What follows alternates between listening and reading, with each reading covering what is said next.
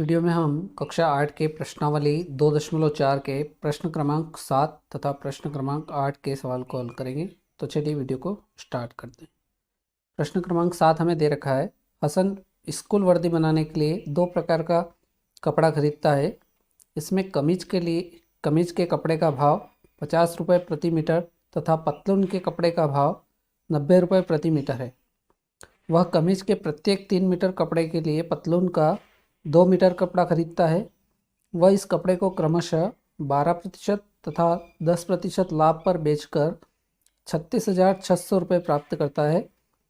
उसने पतलूनों के लिए कितना कपड़ा खरीदा? ठीक है, तो इस सवाल में अपने को दे रखा है कि हसन जो है वो स्कूल वर्दी बनाने के लिए दो प्रकार का कपड़ा खरीदता है और कमीज के कपड़े का भाव दे रखा है 50 रुपये प्रति मीटर है और पतलून के कपड़े का भाव 90 रुपये प्रति मीटर है। कमीज के लिए 3 मीटर कपड़े के लिए वो पतलून का 2 मीटर कपड़ा खरीदता है और उसको क्रमशः 12% लाभ पर वो कमीज को बेचता है और 10% लाभ पर पतलून को बेचता है और बेचकर वो 36,600 रुपये प्राप्त करता है। तो अपने को इस सवाल में बताना है कि पतलून के लिए उसने कितना कपड़ा खरीदा। सबसे पहले अपन लिखेंगे हल। अब यहाँ अपने को एक चीज़ दे रखी है कि वह कमीज के लिए 3 मीटर कपड़े के लिए 2 मीटर कपड़ा खरीदता है, पतलून का 2 मीटर कपड़ा खरीदता है। तो अपन यहाँ मान लेते हैं कमीज का के लिए उसने कपड़ा जो खरीदा है वो 3 मीटर दे रखा है, तो इसको अपन 3x मान लेते हैं। और पतलून का 2 मीटर दे रखा है, तो इसको अपन 2x मान लेते हैं। तो यहाँ अपन लिखेंगे माना कमीज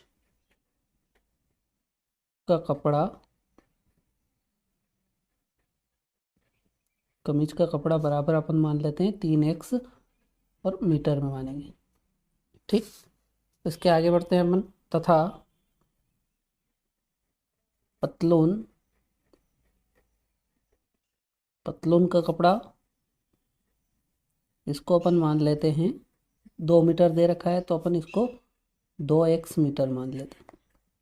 ठीक है, अब उस सवाल में अपने को क्या दे रखा है, कमीज के कपड़े का भाव 50 रुपये प्रति मीटर है और कपड़ा कितना खरीद रहा है वो 3x मीटर।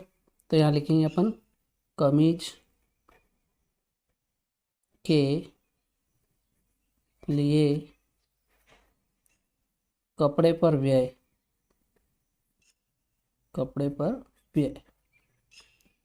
ये कितना होगा?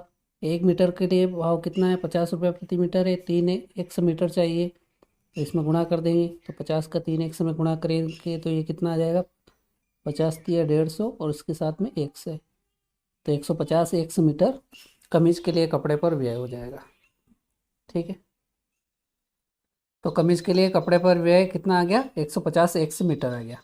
अब ये इस पर कमीज के लिए क्या करता है? 12% लाभ पर बेच देता है, तो यहाँ लिखेंगे 12% लाभ पर। अब बेचता है मतलब क्या हो जाएगा? विक्रय मूल्य हो जाएगा। तो 12% लाभ पर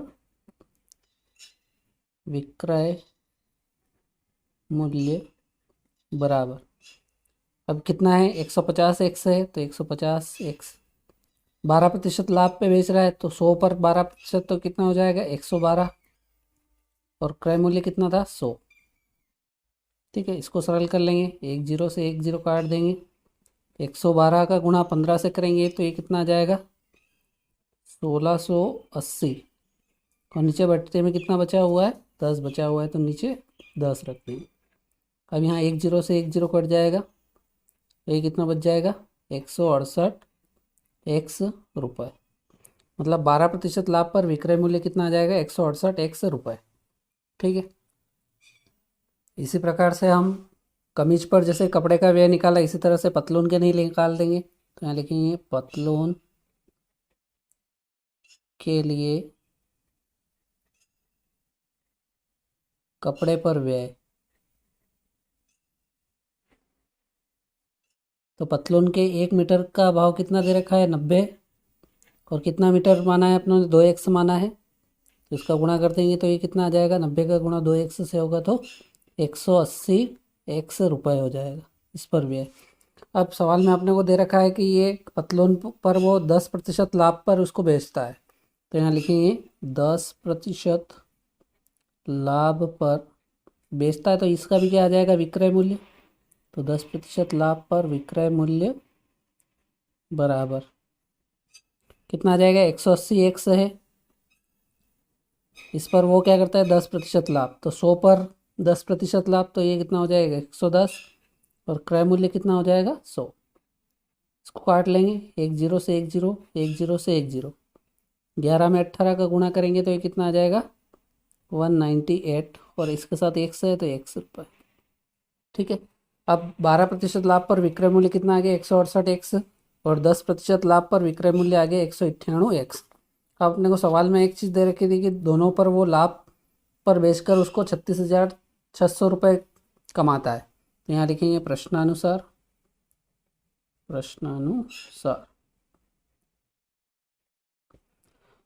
12% लाभ पर वो कितना कमा रहा है 168 एक्स, और 10% लाभ पर 198 एक्स, और दोनों पर मिलाकर कितना रुपए कमा रहा है वो 36,600। ठीक है, तो ये समीकरण बन गए, इसको अपन सरल कर लेते हैं। तो 168 में 198 जोड़ेंगे तो ये कितना हो जाएगा, ये हो जाएगा आपका 366 एक्स, और बराबर के इधर 36,600 ऐसा कैसा। ठीक, अब यहाँ से एक्स का मान निकालेंगे तो एक्स बराबर कितना हो जाएगा, ये 36,600 इधर ही है, अब ये गुणा में इधर आएगा तो भाग में चला जाएगा, तो ये 366 नीचे आ जाएगा, तो ये 366 एकम 366, तो एक बार और 2 जीरो इसके पीछे लग जाएगी, अर्थात यहाँ से एक्स बराबर मान कितना आ जाएगा 100। ठीक, अब सवाल में अपनों से क्या पूछा गया था कि उसने पतलूनों के लिए कितना कपड़ा खरीदा, तो यहाँ लिखेंगे अपन अतः पतलून के लिए कपड़ा, पतलून के लिए कपड़ा, और ये कितना माना था अपनों ने 2 एक्स माना था। अब 2 ऐसा कैसा, और एक्स का मान कितना आया अभी निकाला अपनों ने 100, तो 2 का गुणा 100 से कर देंगे तो ये कितना आ जाएगा 200, और कपड़ा है तो ये क्या में आएगा मीटर में आएगा। ठीक है, तो अपनों से यही पूछा गया था कि पतलून के लिए कितना कपड़ा खरीदा, तो पतलून के लिए उसने 200 मीटर कपड़ा खरीदा, तो ये 200 मीटर अपना क्या आ जाएगा आंसर। ठीक है, आप चाहो तो इसको नोट कर सकते हो। ठीक है ना, बहुत ही सिंपल सवाल है। बढ़ते हैं अगले सवाल, 8वें सवाल की तरफ। 8वां सवाल हमें दे रखा है, हिरणों के एक झुंड का आधा भाग मैदान में चर रहा है और शेष का 3/4 पड़ोस में ही खेलकूद कर रहा है। शेष बचे 9 हिरण एक तालाब में पानी पी रहे हैं।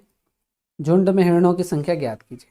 ठीक है, तो इसमें जो दे रखा है अपने को कि वो दे रखा है कि झुंड का आधा भाग मैदान में चर रहा है, मतलब जितने झुंड में हिरण है उसमें आधे हिरण मैदान में चर रहे हैं और उसमें से 3/4 खेल रहे हैं, और जो 9 बचे हुए हैं वो तालाब में पानी पी रहे हैं। तो इसमें हिरणों की कुल संख्या कितनी है वो अपने को इसमें पूछी गई है। तो सबसे पहले जो अपने से पूछे गए उसी को अपन मान लेते हैं एक्स, कि अपन क्या करेंगे, माना झुंड में हिरणों की संख्या बराबर 1 से, तो सबसे पहले लिखेंगे अपन हल माना झुंड में हिरणों की संख्या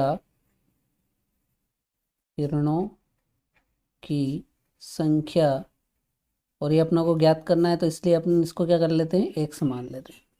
ठीक है, अब सवाल में अपने को क्या दे रखा है कि हिरणों की जो संख्या है उसमें से आधा भाग मैदान में चर रहा है। ठीक है, तो यहाँ अपन हेडिंग डालेंगे मैदान में चर रहे हिरणों की संख्या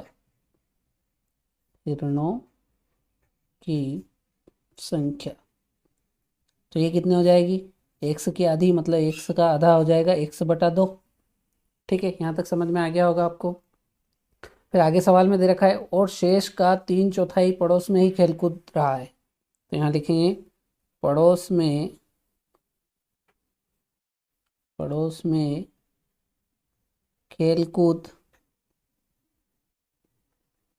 खेलकूद रहे हिरणों की संख्या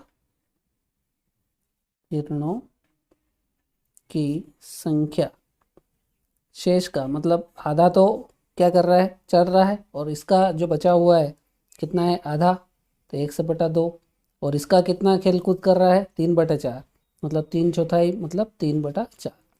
ठीक है, तो इसको सरल कर लेंगे तो ये हो जाएगा 3 का ऊपर वाली संख्या से गुणा हो जाएगा तो x के साथ तो 3x, और 4 का 2 से होगा तो 4 दूना 8, मतलब पड़ोस में खेल कूद रहे हिरणों की संख्या कितनी हो जाएगी, 3x/8। हाँ, आगे क्या दे रखा है आपने को कि शेष बचे 9 हिरण एक तालाब में पानी पी रहे हैं, तो यहाँ लिखेंगे तालाब में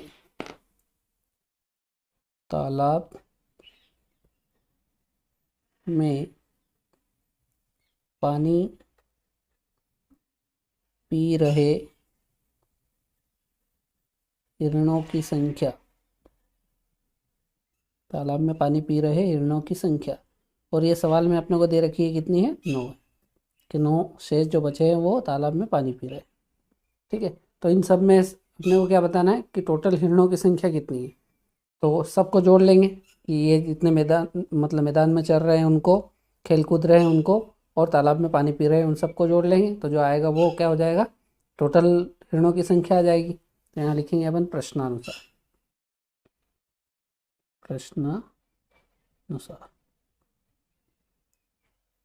ठीक है, अब यहाँ आपने टोटल हिरणों की संख्या कितनी मानी, 1 मानी, और ये किसके बराबर होगा, इन तीनों के बराबर होगा, तो मान लेते हैं, रख देते मान। मैदान में चल रहे हिरणों की संख्या कितनी है, 1/2 है। पड़ोस में खेलकूद रहे हिरणों की संख्या कितनी है, 3x/8 है। और तालाब में पानी पी रहे हिरणों की संख्या 9। इन सबको जोड़ देंगे, ये किसके बराबर हो जाएगा, 1 से। क्यों हो जाएगा, क्योंकि अपनों ने सवाल में क्या माना है, हिरणों झुंड में हिरणों की संख्या टोटल क्या है, 1 मानी है अपनों ने। ठीक है, तो यहाँ से 1 वाले भाग को एक तरफ कर लेते हैं और संख्या वाले भाग को एक तरफ कर लेते हैं, तो ये 1/2 प्लस का है, इधर आ जाएगा तो माइनस का हो जाएगा। ये पद भी इधर से इधर आएगा तो माइनस का हो जाएगा, तो 1 इधर ही था, इधर से माइनस का, ये प्लस का 1/2 इधर आया तो माइनस का हो गया। इधर से ये प्लस 3x/8 है, इधर भी आएगा तो ये भी क्या हो जाएगा, माइनस का हो जाएगा। और इधर क्या बच जाएगा, केवल 9 बच जाएगा प्लस का। ठीक, तो यहाँ से इसको हल कर लेते हैं। यहाँ पर सबका एलसीएम ले लेंगे, इसके बटे में कुछ भी नहीं है, मतलब 1, यहाँ 2 और 8 का एलसीएम कितना आ जाएगा, 8 आ जाएगा। तो ये एलसीएम कितना आ गया, 8। अब यहाँ 8 बनाने के लिए ऊपर गुणा करना पड़ेगा 8 का, तो ये हो जाएगा 8x।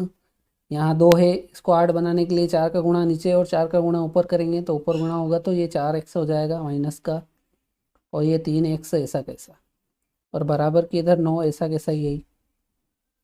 ठीक है, यहाँ से 8x ऐसा कैसा रखेंगे, ये दोनों माइनस की संख्या है तो दोनों जुड़ जाएगी, लेकिन चिन्ह माइनस का रहेगा, तो माइनस के 4x और माइनस के 3x दोनों जुड़ जाएंगे, तो ये हो जाएंगे माइनस का 7x, और बटे में कितना है 8, बराबर की इधर 9, इसके बटे में कुछ भी नहीं तो 1 मान लेते हैं। अब यहाँ से इसको आगे हल करते हैं, तो प्लस के 8x में से माइनस का 7x जाएगा तो कितना बचेगा, 1x बचेगा, और बटे में कितना 8, और बराबर इधर 9/1। अब यहाँ अपन क्या कर लेंगे, वज्र गुणा करेंगे, तो यहाँ लिख देते हैं कोष्टक में वज्र गुणा करने पर। ठीक है, तो वज्र गुणा करेंगे तो x का गुणा इससे x 1 से होगा, तो x का गुणा 1 से होगा तो 1 से कम x, और 9 का गुणा 8 से होगा तो 8 9 72। तो यहाँ से x का मान कितना आ जाएगा, 72। अब सवाल में अपनों से क्या पूछा गया है, झुंड में हिरणों की संख्या कितनी है, तो यहाँ लिखेंगे अतः झुंड में हिरणों की संख्या,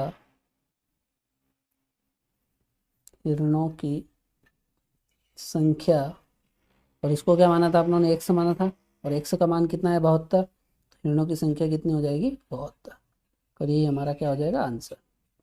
ठीक है, तो इस प्रकार से ये अपना सवाल नंबर 8 कंप्लीट होता है।